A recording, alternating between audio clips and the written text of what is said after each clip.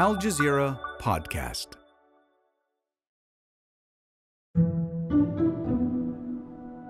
Students are back to school in France this week, but they returned facing yet another battle over what some Muslim girls are choosing to wear.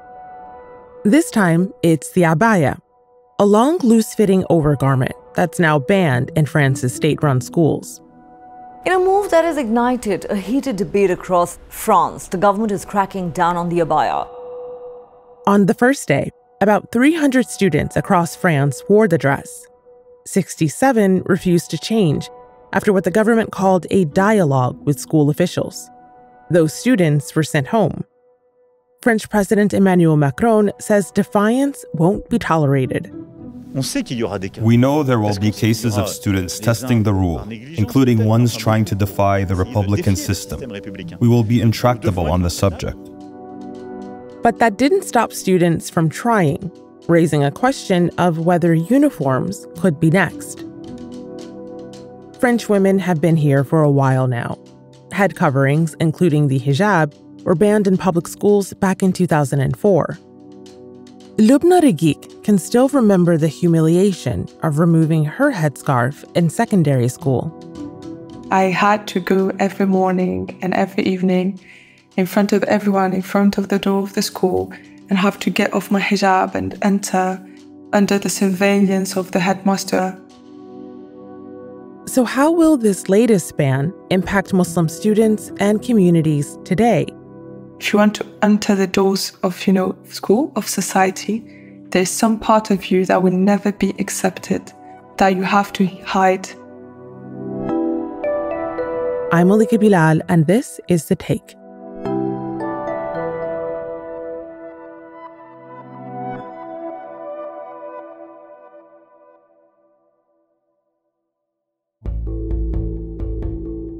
Hello, my name is Loubna Reguig. I'm a student. I'm finishing my master this year in European International Studies. I'm also an activist. I'm the president of EMF, Muslim Student of France, which is a youth organization that works on 25 universities all over France to help serve and defend students. So, Loubna, this first week of school for most students in France is underway. Tell me about what happened on the first day. What have parents and students in your community been saying as families return to school under this new law? So unfortunately, for the first day of school, one picture that have been circulating a lot on social media is the picture of policemen, policewomen in front of schools that are here to make sure that the abaya ban is respected. So literally it's police scrutinizing girls and making sure that they're not wearing a long or large dress to be able to enter school. Dozens of girls have been sent home from school for insisting on wearing the abaya, a traditional Islamic dress. The French government announced a ban last month, arguing that wearing the garment broke rules on keeping education secular. The education minister said that nearly 300 pupils arrived at school yesterday wearing the banned garment. Which is crazy is that we have a whole police government prepared to be in front of the students when numbers from the government say that it's like about 290 students that show up with long dresses. So just for 200 students, a whole government took his power force, put them in front of schools. It's quite ridiculous. Yeah, right. This is our first day. Did those numbers surprise you? Are you surprised that students showed up at all with an abaya? Actually, I'm surprised that there are not more that would defy the ban. I'm surprised that there is not more solidarity even from classmates that would come with this long dress just as a way to support their Muslim classmates. Because it's definitely a really crazy and illogical and even dangerous ban that is happening. So we can't go further in this conversation, I think, without making sure we're all on the same page about what an abaya is. For those in our audience who aren't familiar, can you give an example? How would you describe it? For me, it's quite simple, and I think this is also how the government see it. It's just a long dress, a modest attire. This is pretty much what an abaya is. What the government call an abaya, and why does it call it an abaya, is just that abaya is an Arabic name. It makes it a bit exotic. You don't know what it is. Your population cannot tell. So the government call any dress or skirt or long coat that is long and large, any baggy outfit worn by what they perceive is a Muslim girl, an abaya. So for them, it's all about the intention. It's about, is this person intentionally wearing this because she's Muslim or not? I mean, unfortunately, you cannot tell when a person is Muslim or not unless you ask them. So here it's much racial profiling. Who is most likely to be Muslim? In the French society, it's going to be, people from Arabic background, African background, Turkish, Asian. I have a small community as well. It's quite dangerous because it's a structural Islamophobia that is happening here. And the beginning of this, I would say, happened in 2004. Laïcité, France's special brand of secularism, the separation of church and state. Basically, before 2004, the law of laïcité, so secularism in the French way, is just the division between the state and religions. The state has to be neutral in front of religions. That means that it just doesn't enter in religious affairs, because French used to be really influenced by the Catholic Church and they wanted their independence. Laïcité is a pillar of the Republic. It's so important. It's enshrined in the French Constitution. Article 1 says that France is an indivisible, secular, democratic, and social republic. But then they adopted in 2004 the ban in schools. This law specifically switched the whole understanding of this, the laïcité. Laïcité until now was really just related to the government, to the state. But with this law, it's actually opened the door of, should the population as well be neutral? Should the public sphere be neutral? So what you're saying is this isn't the first time that France has banned religious or cultural symbols. In 2010, the government banned the niqab, the face veil that some Muslim women wear. That was a move that a United Nations Human Rights Committee said violated human rights. So this is the latest in a series of laws that, for the most part, seem to target Muslims in France. Do you feel like France's strict secularism laws are solely about religion, or is there something more here? I think it's quite obvious now that it's about Islam and it's about the Muslim community. You talked about the niqab ban, but as a French person who watch French media, I can tell you that talking about Muslim is like at least 20 hours on 24. It's just about us all the time. So it's definitely not just about laïcité. I think France wasn't able to cut with its colonial methodology, its colonial past. For example, during colonization, to kill the Algerian resistance, there was what we call the unveiling campaigns. So they saw that in women, there was some sort of symbol of this Algerian resistance. So they decided to target them and target the way they dress. And it's something that we still see today. The ones that are the most targeted by the French government most are the Muslim women, the Muslim women bodies. So it's always about how to control their body. It's like a battle after another. How much can we show more? It feels like this sometimes. More on what this means for French students today after the break.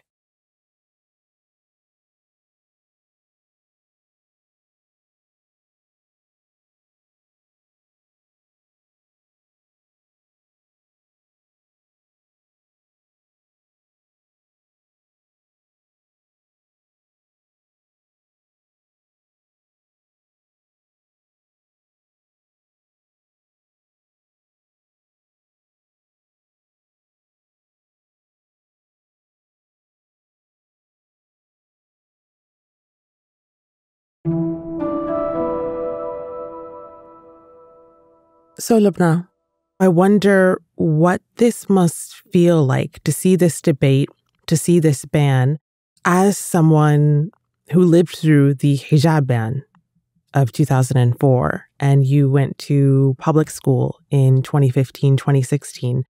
What is this bringing up for you with this new law? I think firstly, it's really sadness for these girls. I'm not in the schools anymore, but I know what it's like. The feeling, of shame, the feeling of not belonging, that you did something stupid or wrong and that everyone is pointing that finger at you. Every morning you're under the eyes of everyone, even people that you don't know, because my classmate would see me, put it off and on and off. The message that you are receiving every morning is that a component of your identity will never be accepted. Like you're a teenager, your identity is forming, and you definitely don't grow up feeling good when you hear that. I've read some testimonies shared by the watchdog of Islamophobia, CCIE. A mom was calling, and to be honest, you hear her voice, it's just really heartbreaking. A mom that is calling a bit scared. She was calling in distress because her child of 15 years old, 15 years old, was convoked to her headmaster desk because her skirt was too long. I'm talking about skirts.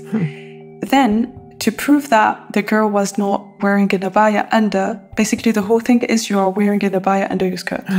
I don't know why you would wear a dress and then a skirt. Right, that would defeat the purpose. Doesn't make sense. It's like just wear one or the other, but okay. Mm-hmm. The headmaster told the little girl to pull down her skirt. I'm not even joking. Elle lui montre le sweat en fait pour lui montrer qu'elle n'a pas d'abaya. Donc elle lui dit baisse ta jupe. And the child decided to pull up a bit of her shirt to show, look, I don't have an abaya under. And I promise you, the headmaster ordered, no, pull down the skirt. And of course, you can imagine the kid was scared, a bit uncomfortable about all of this. And she said, and I quote, I don't know what happened. I was afraid, so I pulled down my skirt. And she did until kind of her knees or something. And when she came back home, the mom was telling, she broke down in tears. Her dignity was taken. Elle a baissé sa jupe jusqu'au pratiquement les genoux, en fait. It's even me, I just heard. Sorry. Take your time. It's someone else. I don't even know how, but I can't imagine that it's my little sister. It's even myself. Mm-hmm. It's not just even about being Muslim or not. I think anyone who is a parent, anyone who has a sister who is himself or herself a girl, can't imagine the stress, the fear, the humiliation, and the feeling of just getting your dignity taken from you when someone using their power on you tell you to pull down your skirt in just like this in an empty room with just the headmaster. It's so cruel. It's literally cruel, and it's harassment.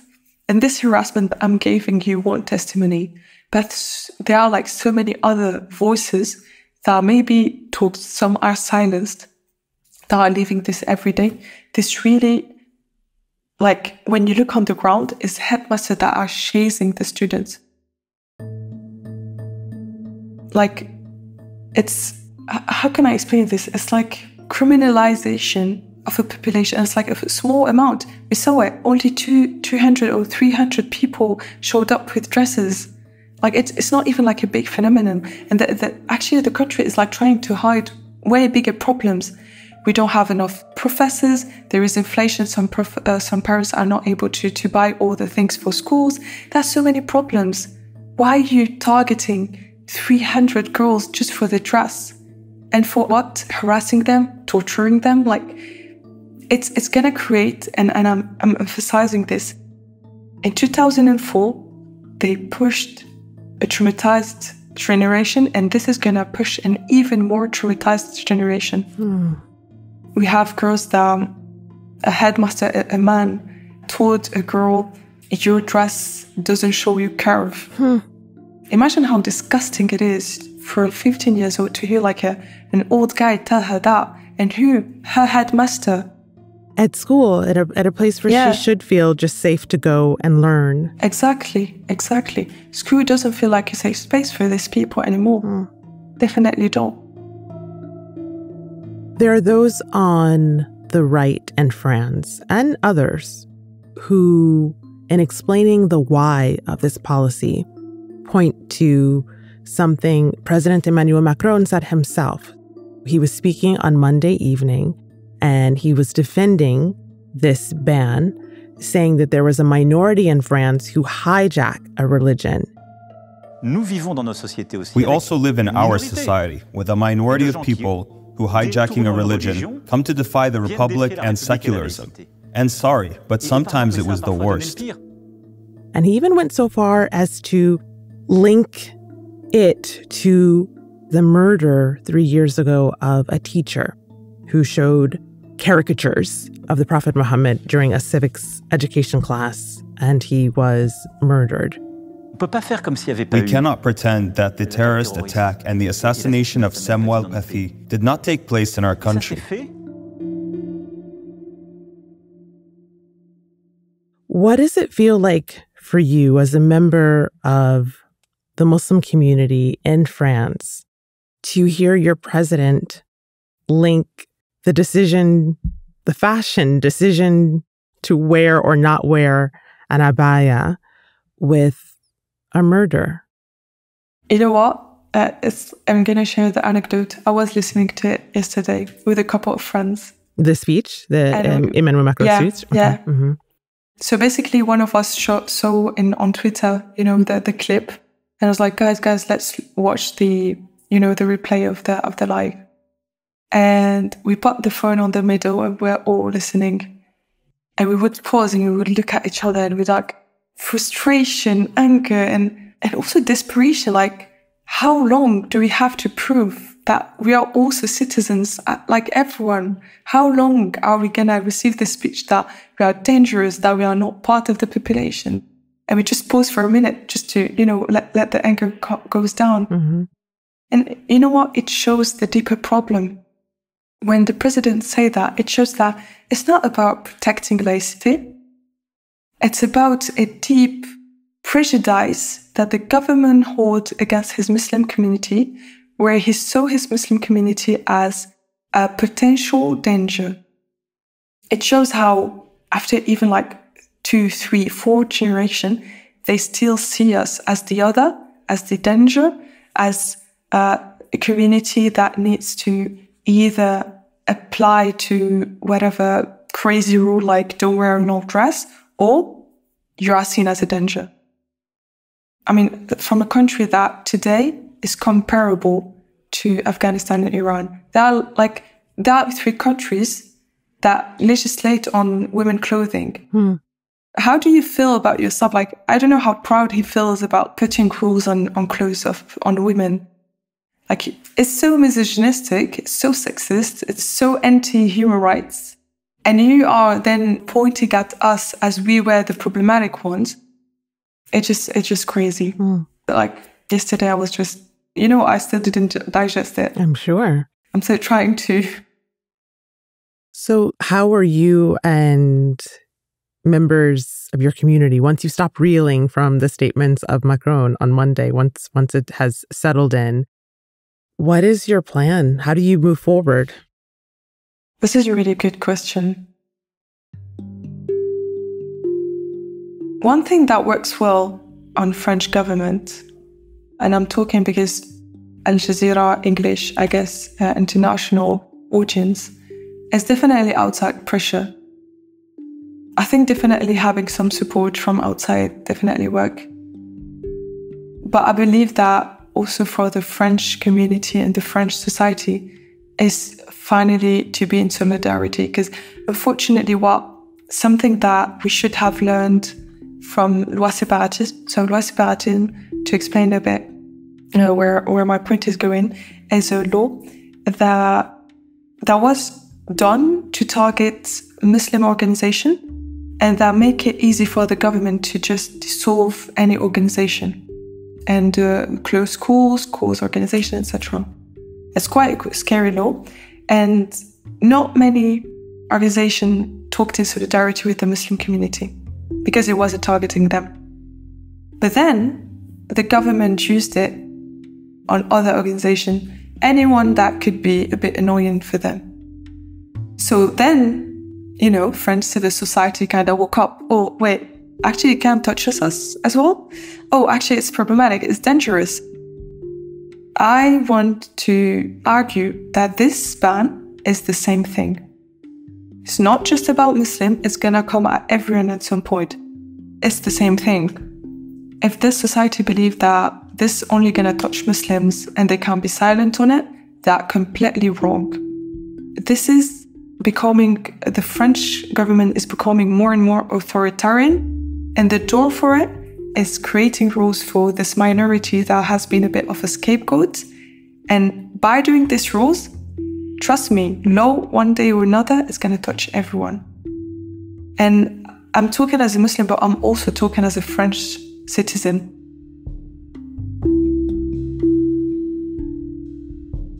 And that's The Take. This episode was produced by Sonia Bhagat and Chloe K. Lee, with David Enders, Ashish Malhotra, Berenice Campana, Khalid Sultan, Miranda Lin, Zainab Bezir, and me, Malika Bilal. Alex Roldan is our sound designer. Alexandra Locke is The Take's executive producer, and Nay Alvarez is Al Jazeera's head of audio. We'll be back.